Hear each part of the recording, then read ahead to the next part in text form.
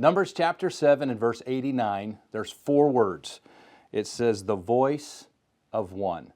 We see this phrase in the Bible 5 times. First time it's here in Numbers chapter 7, and then 4 times one time in each of the 4 Gospels. And as I consider this thought, the voice of one, Moses is in the tabernacle, and he's hearing the voice of God. And that phrase, the voice of one, gripped my heart as I was reading it.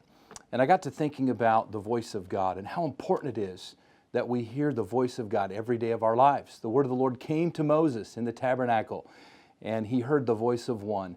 You know, every day of our lives, we need to hear the voice of God. There's a lot of voices in the world that are important. My wife's voice is important. My children's voices are important. My pastor's voice is important. My co-laborers, their voices are important. There's a lot of important voices in the world, but there's no other voice that's more important to hear every day than to hear the voice of God. And so I want to challenge you today to get in the Word of God. Let the Word of the Lord come unto you and hear the voice of one. Then when we come to the New Testament, Matthew, Mark, Luke, and John all talk about a man who was the voice of one crying in the wilderness, prepare you the way of the Lord, make his path straight.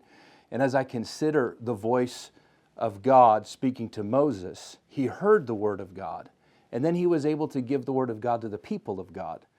I consider John the Baptist, who also heard the voice of God and was a voice then for God. We can't be a voice to this world for God until we take time daily to hear from God.